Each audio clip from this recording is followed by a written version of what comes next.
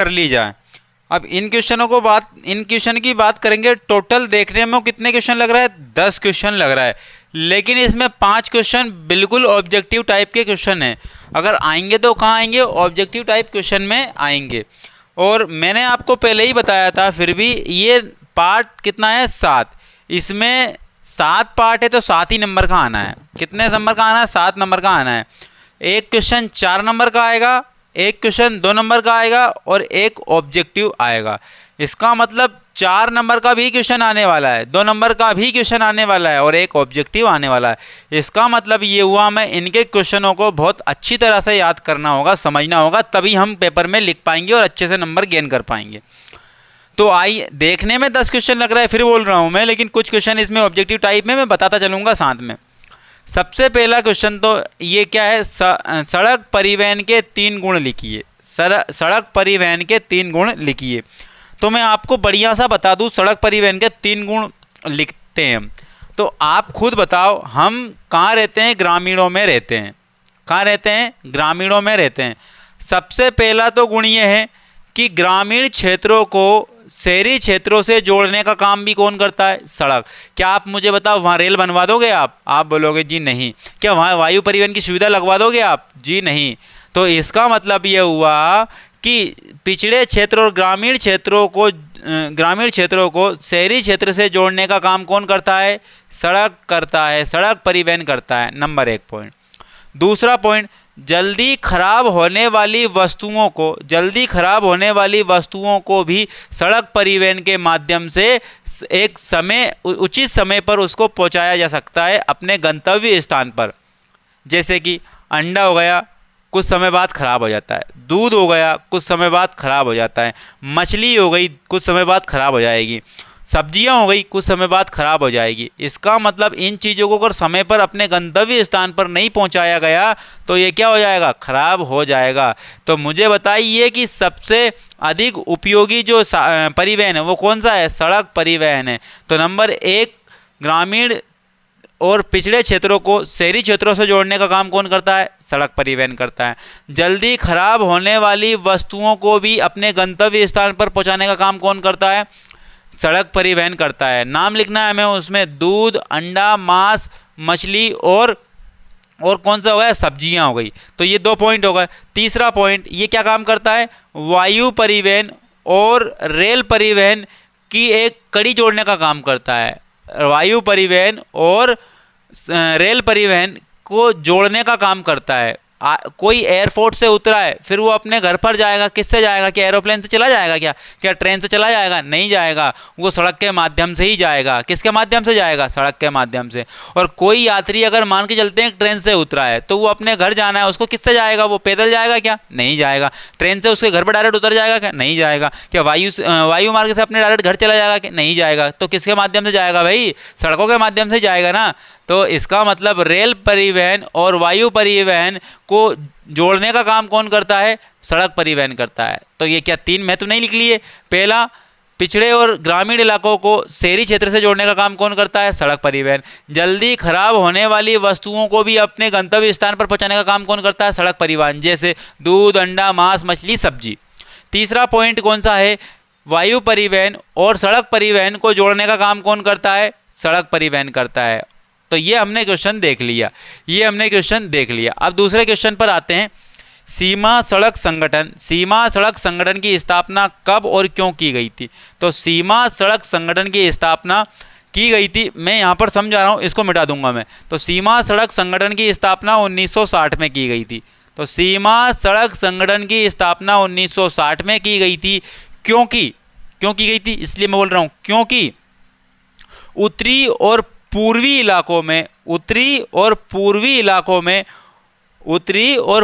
इलाकों के विकास के लिए सीमा सड़क संगठन की स्थापना की गई थी। क्योंकि उस क्षेत्र में उबड़ खाबड़ जगह है, पर्वतीय क्षेत्र है, इसलिए उस क्षेत्र के विकास के लिए सीमा सड़क संगठन की स्थापना की गई थी, क्योंकि वहाँ पर सड़कें बन जाएगी तो क्या होगा, वहाँ पे प्रतिरक्षा तंत्र भी पहुँच जाएगा, अर्थात सेना भी आसानी से पहुँच जाएगी, और उसके बाद में जो भी आवश्यक सामग्री है वो भी समय से पहुँच जाएगी। तो इसका मतलब ये हुआ, कनेक्टिविटी का काम कर दिया। ये जो क्षेत्र है भारत का, ये जो क्षेत्र है पूर्वी क्षेत्र, थोड़ा सा क्या हुआ है, ऊबड़ खाबड़ क्षेत्र है, पर्वतीय क्षेत्र है, तो वहाँ पर अपने समय से कोई वस्तु नहीं पहुंच पाती है और प्रतिरक्षा तंत्र भी समय से नहीं पहुंच पाता। तो इसलिए समय से प्रतिरक्षा तंत्र को पहुंचाने के लिए और आवश्यक सामग्री को पहुंचाने के लिए, अर्थात पूर्वी क्षेत्र के विकास के लिए सीमा सड़क संगठन की स्थापना की गई थी, ताकि इस क्षेत्र में उत्तर और पूर्वी क्षेत्र में क्या बना दें, सड़कें बना दे, उस क्षेत्र का भी क्या हो जाएगा, विकास हो जाएगा। तो ये दूसरा क्वेश्चन भी हमने देख लिया है। तो सीमा सड़क संगठन की स्थापना कब की गई थी, 1960 में की गई थी। अब आइए राज्य राजमार्ग से आप क्या समझते हो। राज्य राजमार्ग, जैसे कि हमारा राज्य कौन सा है, एमपी है, मध्य प्रदेश, गुजरात, छत्तीसगढ़, इनकी जो राजधानियां हैं, तो राज्यों की राजधानियां, देखो मैं राज्य भी बोलूंगा और साथ में केंद्र शासित प्रदेश भी बोलूंगा। राज्य और केंद्र शासित प्रदेशों की राजधानियों को जिला मुख्यालय से जोड़ने वाली सड़कों को राज्य राजमार्ग कहा जाता है। जैसे कि जिले हो गए, तो सारे जिले किससे जुड़े हैं, राजधानी से जुड़े हैं। अब वो राजधानी चाहे राज्य की हो या फिर केंद्र शासित प्रदेश की हो, तो केंद्र शासित प्रदेश का जो राजधानी रहेगी और राज्य की जो राजधानी रहेगी, तो वो राजधानी उस राज्य के जितने भी जिले हैं उससे जुड़ी रहेगी। अब जो सड़कें उससे जोड़ेगी, राजधानी से जिले को जो सड़कें जोड़ेंगी, उन्हें कह देंगे हम क्या, राज्य राजमार्ग। तो हम इसको कैसे लिखेंगे, राज्य राजमार्ग से आप क्या समझते हो, राज्य और केंद्र शासित प्रदेश की राजधानियों को जिला मुख्यालय से जोड़ने वाली सड़कों को राज्य राजमार्ग कहा जाता है। तो आपने ये क्वेश्चन भी समझ लिया है, अब इस क्वेश्चन को देखते हैं। परिवहन के विभिन्न साधन बताइए। परिवहन के विभिन्न साधन, ये भी ऑब्जेक्टिव टाइप का क्वेश्चन है। तो परिवहन के विभिन्न साधन ऑब्जेक्टिव टाइप का क्वेश्चन है। ऑब्जेक्टिव टाइप के क्वेश्चन में मैं क्या लगा रहा हूँ, स्टार लगा रहा हूँ, ठीक है ना। या तो ये 2 नंबर में आ सकता है, लेकिन 2 नंबर में आने के चांसेस इसके कम है, इसलिए मैंने स्टार लगा दिया। ऑब्जेक्टिव टाइप का क्वेश्चन है। तो परिवहन के साधन नंबर 1 वायु परिवहन, क्या हो गया, वायु हो गई। उसके बाद में नंबर 2 क्या हो गया, जल परिवहन हो गया, क्या हो गया, जल परिवहन। नंबर 3 सड़क परिवहन हो गया, क्या हो गया, सड़क परिवहन हो गया। उसके बाद नंबर 4 रेल परिवहन हो गया, क्या हो गया, रेल परिवहन हो गया। और नंबर 5 पाइपलाइन हो गई, क्या हो गई, पाइपलाइन हो गई। तो ये जो क्षेत्र है, 5 क्षेत्र है, ये क्या है, परिवहन के विभिन्न साधन है। अब यहाँ पर साधन क्या पूछा था, साधन पूछा था। तो हमने ये तो क्या बता दिए, माध्यम बता दिए, लेकिन साधन नहीं बताए। क्या बता दिए, माध्यम बता दिए, साधन बताना था हमें। क्या बताना था, साधन। तो सबसे पहला क्या हो गया, नंबर 1 जलयान हो गया, क्या हो गया, जलयान हो गया, जल में चलने वाला। नंबर 2 क्या हो गया, यहाँ पर वायुयान हो गया, क्या हो गया, वायुयान हो गया। और वायुयान के बाद नंबर 3 क्या हो गई, रेल हो गई, क्या हो गई, रेल हो गई। नंबर 4 क्या हो गई, बस हो गई, क्या हो गई, बस। उसके बाद में नंबर 5 क्या हो गई, सड़क। बस के बाद में क्या हो गया, ट्रक हो गए, क्या हो गए, ट्रक हो गए। तो ये जो चीज़ें हैं, आपको क्या है, परिवहन के विभिन्न साधन है, ये क्या है, साधन है परिवहन के। तो ये साधन है परिवहन के, तो ये भी क्या हो गया, ऑब्जेक्टिव टाइप का क्वेश्चन हो गया। यहाँ पर चलते हैं। ये मैं मिटा रहा हूँ, यहाँ पर क्या कर रहा हूँ, मैं मिटा रहा हूँ। यहाँ पर आप चाहो तो इसको नोट कर सकते हो, आप चाहो तो क्या कर सकते हो, नोट कर सकते हो यहाँ पर। अब रेल परिवहन की अपेक्षा सड़क परिवहन क्यों महत्वपूर्ण है, रेल परिवहन की अपेक्षा सड़क परिवहन क्यों महत्वपूर्ण है, बताना है। तो आप खुद से ही क्वेश्चन करो, और मैं आपसे क्वेश्चन कर रहा हूँ, आप खुद से क्वेश्चन करना। क्या रेल जो है, रेल की पटरियाँ प्रत्येक क्षेत्र में बिछा देंगे क्या हम? आप बोलोगे जी नहीं बिछा पाएंगे। कहीं ऊबड़ खाबड़ जगह में बिछा देंगे क्या? नहीं बिछाएंगे। उसके बाद में रेगिस्तान क्षेत्र में बिछा देंगे क्या? नहीं बिछाएंगे। उसके बाद में बताइए खनिज जहाँ पर निकलता है उस क्षेत्र में भी बिछा देंगे क्या? जी बोलोगे कि हम नहीं बिछाएंगे। क्या क्या करेंगे? नहीं बिछाएंगे। तो इसका मतलब ये हुआ खनिज क्षेत्र से थोड़ा दूर हट के बिछाएंगे हम, खनिज क्षेत्र में नहीं बिछाएंगे, ठीक है ना, क्योंकि वहाँ पर क्या होती है? ब्लास्टिंगें होती रहती है। ब्लास्टिंग से किसको खतरा होता है? ब्लास्टिंग से खतरा होता है ट्रेन की पटरियों को। किसको होता है? ट्रेन की पटरियों को होता है। इस प्रकार से क्या है, हम हर जगह पर रेल को नहीं बिछा सकते, मतलब कि कुछ ऐसी जगह भी हैं जिनको सड़क के माध्यम से ही तय किया जाता है। जैसे कि रेल परिवहन की अपेक्षा सड़क परिवहन क्यों? तो सबसे पहली बात बोलेंगे, वही ऊपर के क्वेश्चनों को यहाँ लिख देंगे। सड़क परिवहन अधिक महंगा है। सड़क परिवहन अधिक महंगा है रेल परिवहन की अपेक्षा। रेल में देखो, तो आप मुझे बताओ, रेल में कितना कम खर्च होता है? टिकट कितना कम होता है? बहुत लंबी दूरी तय कर ली जाती है। उतनी ही अगर दूरी बस से की जाए, सड़क के माध्यम से की जाए, तो बहुत ज़्यादा खर्च हो जाएगा। तो इसका मतलब ये हुआ सड़क परिवहन अधिक महंगा है रेल परिवहन की अपेक्षा। लेकिन प्रत्येक क्षेत्र में रेल परिवहन संभव नहीं है। ऊबड़ खाबड़ जगह में रेल परिवहन नहीं चल सकता है, और साथ में खनिज जो क्षेत्र है उसमें भी नहीं चल सकता है। तो इसका मतलब इन स्थानों पर सड़क परिवहन का ही उपयोग करना पड़ेगा। हमें क्या करना पड़ेगा? सड़क परिवहन का उपयोग ही करना पड़ेगा हमारी गंतव्य स्थान पर पहुंचने के लिए। और सड़क परिवहन जो है एक कड़ी का काम करता है। किसका काम करता है? कड़ी का। वायु परिवहन और रेल परिवहन की एक कड़ी का काम करता है। इनको दोनों को क्या करके रखता है? जोड़ के रखता है। क्या करता है? जोड़ के रखता है। और जोड़ के रखता है। और क्या काम करता है? मुझे बताओ कि रेल का जो सामान उतरेगा क्या वहीं से क्या उनके गंतव्य स्थान पर पहुंचा देंगे? क्या नहीं पहुंचा पाएंगे। तो वो भी किसके माध्यम से पहुंचाएंगे? सड़क के माध्यम से। और जल्दी खराब होने वाली चीज़ें, कुल मिला के बात ये है कि ये वाले प्रश्न के 3 पॉइंट किस में लगा देंगे हम? इसमें लगा देंगे, 5वें नंबर क्वेश्चन में लगा देंगे। तो आपका आंसर क्या हो जाएगा? ठीक है ना, आपका आंसर बन जाएगा। विश्व की सबसे लंबी सुरंग का नाम लिखिए। अब यहाँ पर विश्व की सबसे लंबी सुरंग का नाम लिखना है, और ये भी क्या है? ऑब्जेक्टिव टाइप का क्वेश्चन है। तो यहाँ पर देखो, ये मैंने लगा दिया, विश्व की सबसे लंबी सुरंग का नाम लिखना है। सबसे पहली बात तो विश्व की सबसे लंबी सुरंग का नाम लिखेंगे अटल टनल। अटल सुरंग लिख देंगे। अटल सुरंग क्या लिख देंगे? अटल सुरंग। सुरंग को बोलते हैं टनल। अटल सुरंग कितने लंबे किलोमीटर की है? तो बोलेंगे हम 9.022 किलोमीटर की है। 9.022 किलोमीटर की है ये अटल सुरंग। तो ये ऑब्जेक्टिव टाइप का क्वेश्चन था। अब इसको क्या ही लिखेंगे? तो इसमें क्या बना दूं मैं? गोल घेरा बना दूं। इसमें भी क्या बना दूं मैं? गोल घेरा बना दूं। तो ये ऑब्जेक्टिव टाइप के क्वेश्चन है, इनको क्वेश्चन मान के ही नहीं चलना है। मैंने तो आपके याद रहने के लिए चीज़ें लिख दी है मैंने। भारत में कितने प्रतिशत, ये भी एक ऑब्जेक्टिव टाइप का क्वेश्चन है। क्या है? ऑब्जेक्टिव टाइप का क्वेश्चन है। भारत में कितने प्रतिशत व्यापार समुद्रों द्वारा होता है? तो हम बोलेंगे कि 95% जो व्यापार होता है वो समुद्रों के द्वारा होता है। कितना परसेंट? 95% व्यापार होता है समुद्रों के द्वारा होता है। वहीं 68% जो होता है मूल्य के आधार पर होता है। किसके आधार पर? मूल्य के आधार पर। मूल्य क्या होता है? पैसा। किसके आधार पर? पैसे के आधार पर, मूल्य के आधार पर कितना परसेंट व्यापार होता है? 68% व्यापार होता है। लेकिन ओवरऑल अगर बात कर ली जाए तो 95% व्यापार किसके द्वारा होता है?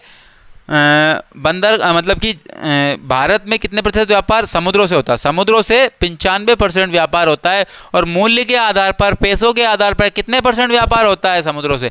तो 68% होता है। ये दोनों बिंदु याद रखना। ये भी ऑब्जेक्टिव टाइप का क्वेश्चन है। अब एक ये भी ऑब्जेक्टिव टाइप का क्वेश्चन है। ये भी तो 1 2 3 4 क्वेश्चन तो ऑब्जेक्टिव टाइप के हो चुके हैं यहाँ पर। अब ये क्या बोल रहा है? वायु परिवहन का राष्ट्रीयकरण कब किया गया था? तो सेपरेट डायरेक्ट बात है, वायु परिवहन का राष्ट्रीयकरण कर दिया गया था 1953 में। कब कर दिया गया था? 1953 में। वहीं सीमा सड़क संगठन की स्थापना कर दी गई थी 1960 में। कब कर दी गई थी? 1960 में कर दी गई थी। और रेल परिवहन का राष्ट्रीयकरण कब किया गया था? 1953 में किया गया था। और पहली रेल पहली रेल कब चली थी?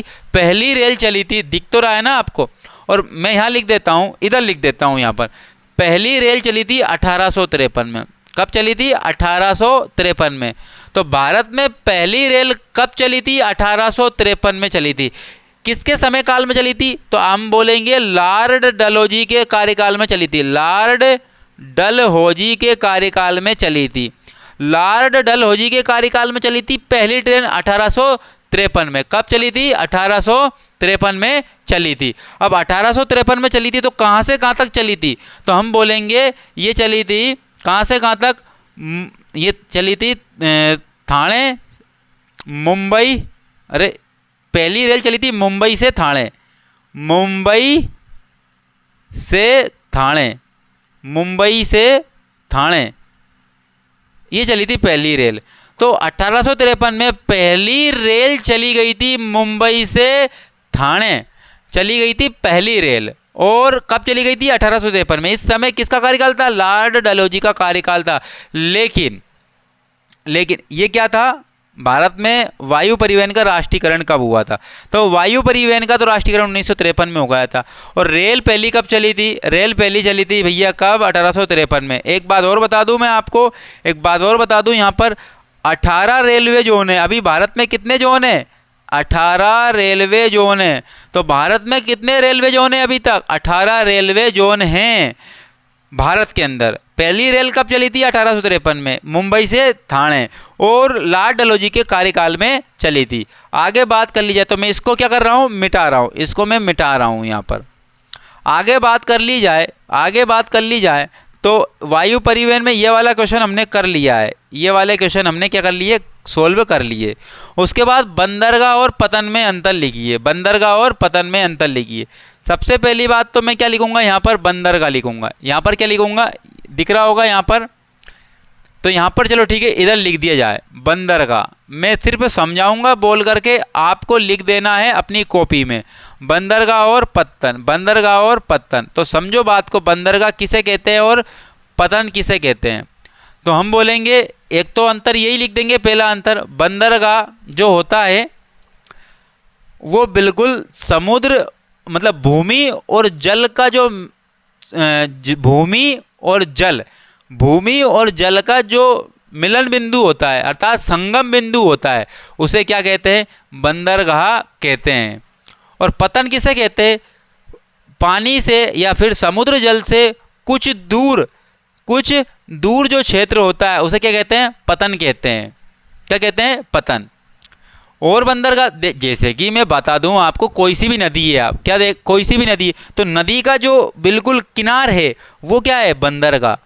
नदी का जो किनार है वो क्या है? बंदरगाह। और अगर नदी को बिल्कुल किनार से बैठ के देखेंगे तो क्या होगा? वो बंदरगाह होगा। और थोड़ा सा अगर दूर बैठ करके देखेंगे तो क्या होगा? वो पतन होगा। क्या होगा? पतन। जैसे कि बारिश में नदी चढ़ती है, क्या चढ़ती है? बारिश में नदी चढ़ती है। तो हम क्या करते हैं? थोड़ा सा दूर से देखते हैं, अर्थात हम कहाँ से देख रहे हैं? पतन से देख रहे हैं। और जैसे ही नदी उतर जाती है तो पास में चले जाएंगे, पास में चले जाएंगे तो अर्थात कहाँ चले गए? हम बंदरगाह में चले गए। तो भूमि और जल का संगम क्षेत्र क्या कहलाता है? बंदरगाह। और समुद्री जल से थोड़ा सा दूर जो क्षेत्र होता है वो क्या होता है? पतन। वो क्या होता है? पतन। जहाँ पर जहाज आते हैं और जाते हैं उनको क्या कहते हैं?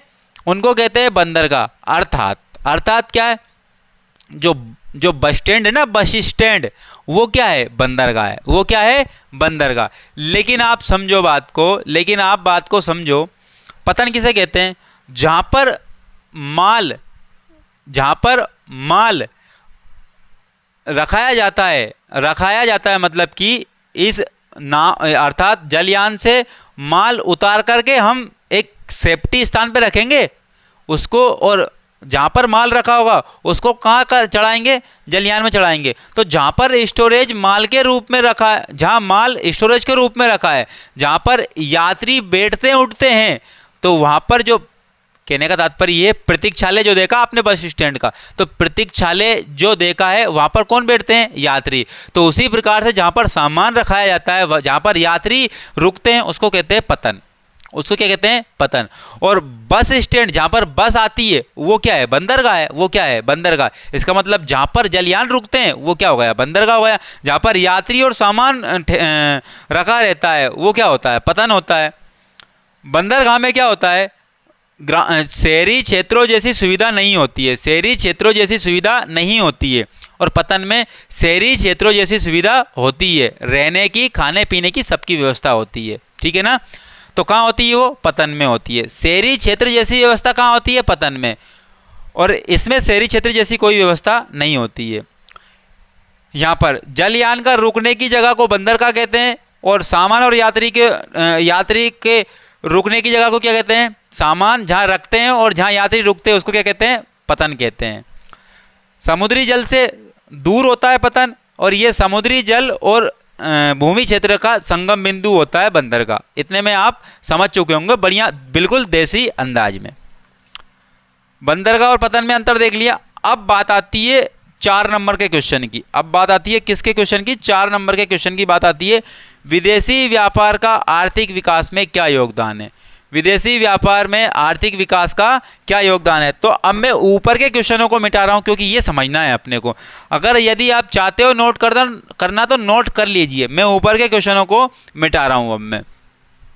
अब जब इन क्वेश्चनों को मिटाऊंगा तो हम कौन सा क्वेश्चन समझेंगे? 10वां क्वेश्चन समझेंगे। विदेशी व्यापार का आर्थिक विकास में क्या योगदान है, ये लिखते हैं। सबसे पहली बात तो हम लिखेंगे विदेशी व्यापार में आर्थिक विकास का क्या योगदान है। तो विदेशी जब व्यापार होगा तो सबसे पहले तो रोजगार बढ़ेगा। क्या बढ़ेगा? रोजगार बढ़ेगा। क्या बढ़ेगा? रोजगार बढ़ेगा। आर्थिक विकास होगा। क्या होगा? आर्थिक विकास होगा। क्या होगा? आर्थिक विकास होगा। आर्थिक विकास होगा। और विदेशी व्यापार से क्या आएगी? विदेशी मुद्रा भी आएगी। विदेशी मुद्रा का आगमन। विदेशी मुद्रा का आगमन क्या होगा? विदेशी मुद्रा का आगमन होगा। और उसके बाद में प्रतिस्पर्धा होगी। वस्तुओं की क्या होगी? प्रतिस्पर्धा। वस्तुओं की प्रतिस्पर्धा होगी। क्या होगी? वस्तुओं की प्रतिस्पर्धा होगी। और प्रतिस्पर्धा जब भी होती है वो उपभोक्ताओं को क्या मिलता है? फायदा मिलता है। तो रोजगार में सहायक कौन है? विदेशी व्यापार। तो जब विदेशी व्यापार बढ़ेगा तो रोजगार में सहायता कैसी होगी? जैसे विदेशी व्यापार बढ़ेगा तो मुझे बताइए कि व्यक्तियों को रोजगार मिलेगा कि नहीं मिलेगा? आप बोलोगे जी मिलेगा। अब बहुत सारा सामान कहाँ पहुँचाना है? विदेश में पहुँचाना है। तो मुझे बताओ मजदूरों की ज़रूरत लगेगी कि नहीं लगेगी? आप बोलोगे जी लगेगी। उसके बाद यदि बहुत सारा माल हमें मंगवाना है हमारे देश में तो उसको उतारने के लिए या फिर उसको अपने गंतव्य स्थान तक ले जाने के लिए मजदूरों की आवश्यकता लगेगी कि नहीं लगेगी? मजदूरों की आवश्यकता लगेगी, परिवहन की आवश्यकता लगेगी। तो ये इन सब की ज़रूरत लगती है। तो उससे क्या होता है? रोजगार मिल जाता है। क्या मिल जाता है? रोजगार मिल जाता है। एक पॉइंट तो ये हो गया। दूसरा पॉइंट आर्थिक विकास होगा। आर्थिक विकास, यदि रोजगार बढ़ेगा तो प्रति व्यक्ति आय बढ़ेगी, और प्रति व्यक्ति आय बढ़ेगी तो आर्थिक विकास भी होगा, और आर्थिक विकास होगा तो क्या होगा? जीडीपी में भी क्या होगा? वृद्धि होगी। जीडीपी में वृद्धि होगी तो पूरे देश की अर्थव्यवस्था में भी क्या हो जाएगी? वृद्धि हो जाएगी। क्या हो जाएगी? वृद्धि हो जाएगी। अब तीसरा पॉइंट देख लिया जाए, विदेशी मुद्रा का आगमन। तो जब विदेशी व्यापार से जब हम करते हैं तब हम किसी वस्तु का निर्यात करते हैं तो उसके बदले हमें क्या मिल जाती है? विदेशी मुद्रा मिल जाती है। और वही विदेशी मुद्रा हम क्या करेंगे? हमारे आर्थिक विकास में लगाएंगे। किस में लगाएंगे? आर्थिक विकास में लगाएंगे। वहीं चौथे नंबर की बात कर ली जाए, वस्तुओं की प्रतिस्पर्धा। भैया विदेशी व्यापार से क्या होगी? विदेशी व्यापार से क्या होगा? हमारे देश में वस्तुओं की क्या हो जाएगी? प्रतिस्पर्धा हो जाएगी। वस्तुओं की क्या हो जाएगी? प्रतिस्पर्धा हो जाएगी। अर्थात वस्तुओं के मूल्य में क्या हो जाएगी? गिरावट आ जाएगी। और जब वस्तुओं के मूल्य में गिरावट आ जाएगी तो उसमें फ़ायदा किसको होगा? उपभोक्ताओं को होगा। क्या होगा? उपभोक्ता को क्या हो जाएगा, फायदा हो जाएगा। तो ये हमने 4 पॉइंट देख लिए। ये हमने कितने पॉइंट देख लिए, 4 पॉइंट देख लिए, और 4 ही पॉइंट 4 नंबर के क्वेश्चन में हमें लिखना है।